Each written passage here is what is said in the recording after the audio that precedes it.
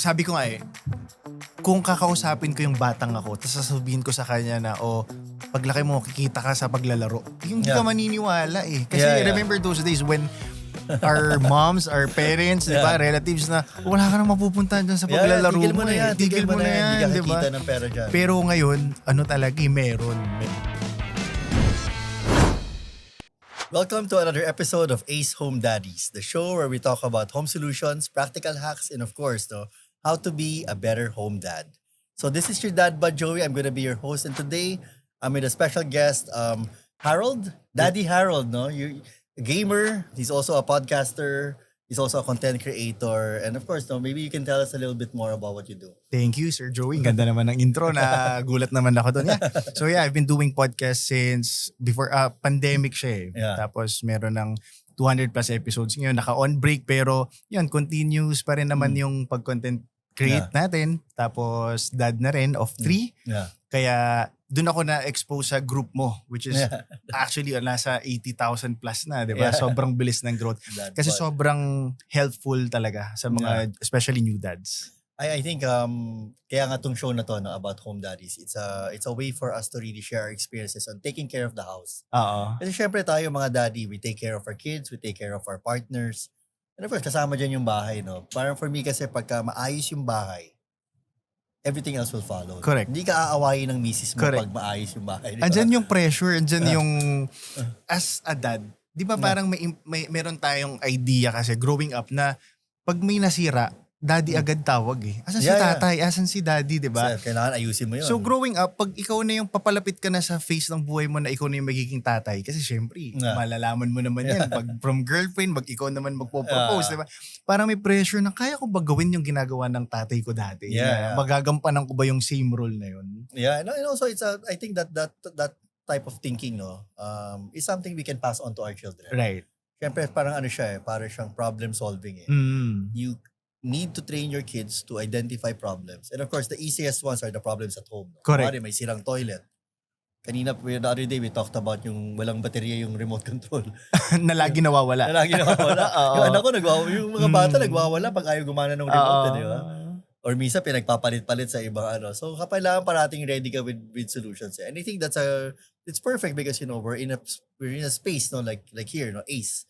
Dito ang daming solutions para One-stop shop. One-stop shop for all those home problems. Right. Whether it's about cleaning, about may tumutulong gripo, there's a problem with your windows, there's a sealant for that. Kumbaga lahat ng pwede mo isip. And beyond that, we also had a guest nga who talked about art materials. Kumari, may project yung anak mo. Pwede ka dito bumili ng mga paint eh. Correct. Kompleto na talaga. Like ikaw bro, I see that you're also a gamer, no? And I've seen your setup pag pinapanood ko yung video mo. Did you fix that up? Is that something that Oo, kasi nakailang studio na rin ako. Game studio yung tawag ko kasi sa office ko na yun. And nag-stay kasi ako sa US, doon kami for a while, ako 7-8 years din ako doon. So may room din ako doon. Very passionate ako gawin talaga. Yung mga design, gusto ko medyo aesthetic syempre. Tapos yun kasi yung makikita sa stream eh. So kailangan parang medyo maganda naman. When you're streaming, kailangan maayos yung setup mo. Are there like rules on to follow when it comes to, ikaw like lighting, nakita ko maganda yung... Oo. Ako naman, medyo dahil lumayo ako dun sa traditional game setup na RGB, ganyan, purple light, green light, common yun red, blue. Ako medyo ako dun sa black lang yung wall ko, tapos ang accent ko wood. Na actually sa Ace ko siya kinukuha. So you get those trimmings, yung mga stick. Actually, marami ka mabibili mga props eh. Even yung lighting, you can actually adjust the mood of your room. Right. Based on that. Right. Kamusta yun? How is it doing stream for gaming? Like, is it very busy?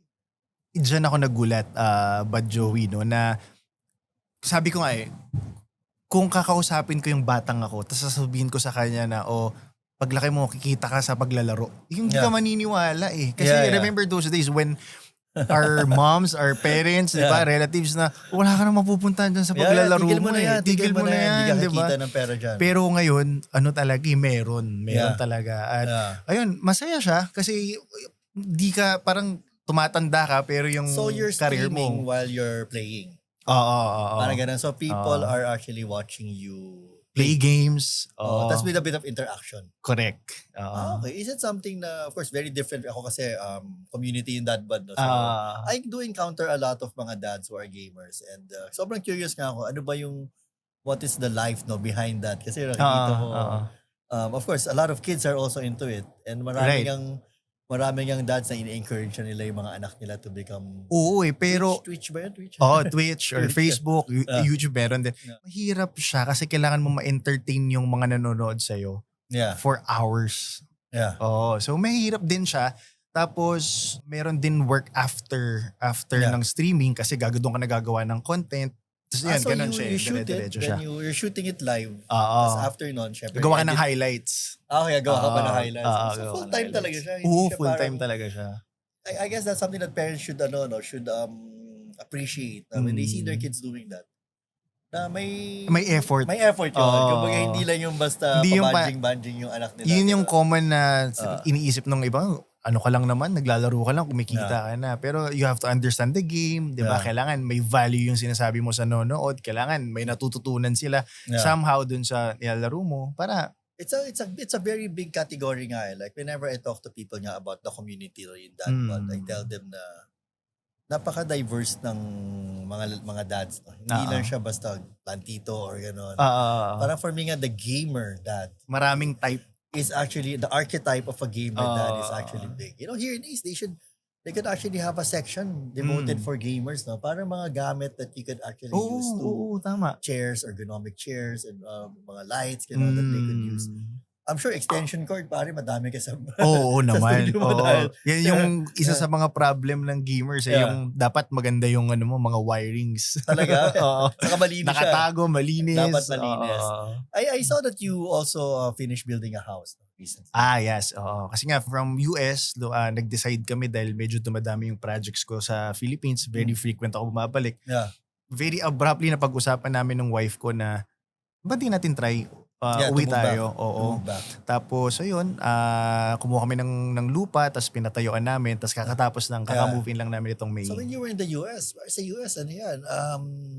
It's a fix-it-yourself country, no? Kumbaga, wala kang pag may problema sa bahay nyo, wala Ikaw lahat.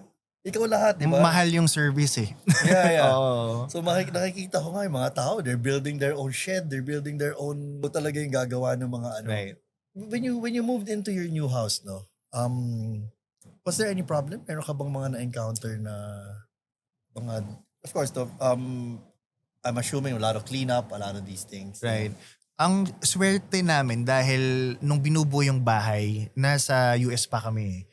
Oo, so hindi namin frequently na nababantayan. So pero nung umuwi kasi kami, medyo parang nasa 90% na siya. So Okay. doon yun yung time na natutukan talaga. Yeah. Pero right after nung ma-hand over sa amin yung bahay, wala naman masyadong problem dahil kapitbahay ko lang yung contractor na gumawa Okay, so sa amin. kilala So mo isang rin. katok lang pupuntahan nila. Yeah. Oo. Ang naging problem lang ay yung parang seeping ata tawag nila, nagmo-moist yung wall nitong maulan. Yeah. So parang ang sabi nung contractor kulang lang daw ng waterproofing dun sa kabilang side, Yeah. which ginawa naman agad. Pero Actually, other than that, maganda nga yung, ako nagpapagawa rin ako ng house now. No? And as much as, the rain is really causing a lot of problems. At least natitesting. Kumbaga parang natutuwa nga ako na para at least natitesting yung bubong, makikita yung mga leaks, Tama. makikita yung mga problems. Tama. And for me, better to prevent it than to wait for it na naka-move in ka na, tapos saka magkakaroon ng mga Matagal mo problema. bago ma-discover. Yeah. Yeah. So Harold, nakikita ko yung podcast mo, yung Dad Pod. Could you tell us a little bit more about it? Ano ba yung story niyan? Yeah. So nag-start yung concept ko nung podcast nung pandemic dahil wala nga masyadong ginagawa. No? So yung wasak, nabuo ko yung concept dahil parang napansin ko marami sa game culture, sa game community. Yeah. May mga na-in love eh. Tapos Talaga? parang, marami. Ligawan, ah. Marami. So kung may anak ka, ganyan, delikado. Oo, Baka delikado. maligawan. Buti na lang nadaanan muna natin. Yeah. Kaya, di ba? Totoo pala yung sinasabi nila na papunta ka pa lang, pabalik na Yeah. kami, di ba? So, nag-start sa ganon. Tapos yung mga kwento na yung may kausap na akala mo chicks. Tapos, meet up, lalaki pala. Yung Ay, mga may ganun, mga ganun, ganun, no? ganun. Common yun sa sa gaming. Very common. Yeah. So, mga naka-catfish. So, nag-start sa ganun. So, and then, sa Discord kami, dahil bilang game community, Yeah. Discord yung app na ginagamit namin. So, people started to, send their stories. Yeah. Tapos, tatawag sa show about what happened. Tapos, ganun, dun siya nag-start. Tapos, lumaki na siya ng lumaki. Hanggang sa nag-transition na ako, I think after a year and a half, na yung wasak naging about life na, wasak in life na siya. Yeah. So anything about na siya, mga failures in life. Okay. Then it became Dad Pod. Eventually naging Dad Pod. Nung naging Dad Yung Dad Pod yung parang character ko, Yeah. show yung wasak. Okay. So wasak by Dad Pod siya, parang ganun. Yeah. Yung pagiging dad, no? It's such a big responsibility. I think we have this role nga. I always say it in the community, in Dad Bod, na we're builders. Kumbaga, the responsibility of a dad is to be a builder. Yeah. We're not just physically building things, but we're building character, di ba? We're building our home. We're making sure that everything is safe. Or everything is... Core values ng mga anak natin. Working properly. Yun eh. Pag-manage din ng bahay, parang for me, it's very synonym. Parang kumbaga nagpaparallel siya sa pagiging tatay. Di ba? Aligi ng tahanan. Yan. Kumbaga, that's why may mga ganong terms. Siguro dun galing yun no? Yung mga expressions na yun. Aligi ng tahanan, ilaw ng tahanan, gano'n. As a dad, what are the values that you think you can teach your kids in terms of like being responsible in taking care of the home? Ganda ng question, no? Ako naman, pinapattern ko on how our parents kasi kung paano kami pinalaki. Ito yung hindi ko masyadong nakikwento na growing up as a kid, hindi ko na feel noon na parang na hindi kami mayaman pala. May illusion sa akin as a kid na di kaya na afford naman ng parents ko, ganyan eh. Oo. Until high school ako na huli ko yung nanay ko na umiiyak sa school kasi hindi na pala tumatalab yung promissory note. Hindi na ako makapag-exam dahil hindi na pala kami makabayad. And that's the time na parang na-realize ko na ginagawan lang pala nila ng paraan. Tapos doon ako mas naging conscious. So ngayon na turn ko na maging dad, I have 3 kids now. I think yung pag-value sa mga material things and of course money na malaman nila na hindi natin yan pinupulot, na pinaghihirapan natin yan. Oo, as early as now, maintindihan nila na ganon. May nakausap niya ako na gano'n, content creator din siya. So nasa bahay lang sila, no? Sabi niya sa akin, sometimes I have to remind my children that we're actually working. Kasi baka isipin nila na but actually we're, as content creators, you're working full time. To be honest, it's not easy to create content. Yeah. Isipin mo yung isipin mo yung story, isipin mo yung angle, 'di ba? Gawa ka ng maraming surprises. Like today, no, I have this there's this box from Ace that we can open and we can talk about what's inside. I think actually pinili namin to dahil para for me very symbolic yung laman niya. Uy. Ayan. So this is the Ace toolbox. I think as a dad, I shared this the other day na ang gusto ko eventually is bilan na yung anak ko ng toolbox dahil para matuto siya, no, ng parang compartmentalizing, organizing, and actually making sure to take care of his things. Ikaw, meron ka bang story about a toolbox or... Ang ganda, nilabutan nga ako nung nilabas mo. I have so many memories about it kasi yung dad ko, siya, kumbaga marami siyang ginagawa. Mahilig siya kumutingting. I'm sure maraming dad out there, mga tatay natin dyan. Yun talaga yung mga trip nila, yung parang hindi mapakali pag walang binubutinting. Saka bawal mo galawin yun. Naalala ko nung bata ko, may toolbox yung dad ko, bawal mong galawin yun. Kasi pag nawala yung mga tools niya, magpapagalitan. Saka alam nila kung saan nakalagay yung dapat. Di ba may maraming compartment nga ito, di ba? Alam nila mismo kung ano yung nandun. So ako, sobrang bigat niyan. As a kid, di mo kayang buhatin. Pero nilalaro natin, lalagyan natin ng laruan dati. Lalagyan ng matchbox. Actually, yun eh. Parang sakto yung mga matchbox. Pero ngayon, feeling ko in every household, like for example, you with your new house, kailangan meron kang toolbox eh. Kailangan meron kang at least basic tools. Correct. To fix things on your own. Right. Like for example, may mag-leak, may masira na valve sa banyo. Somehow kailangan mo siyang ayusin. Nung bata tayo, naalala mo yung pencil case na... Yung maraming pinipindot. May compartment din. So I guess pag eventually ito yun. No? So this toolbox is actually exclusive. This is an Ace branded toolbox. Napakaganda niya. If you open it, marami siyang compartment. Ayan. May layer. May layer, pwede mo lagyan ng mga tools, gadgets. Actually, if you're a gamer, you can actually use it as a Pwede. box for your mga ano. Oh. Collectors. Actually, nakikita ko mga collectors, ganyan Oh. yung gamit. Yung mga deck of cards, Yeah.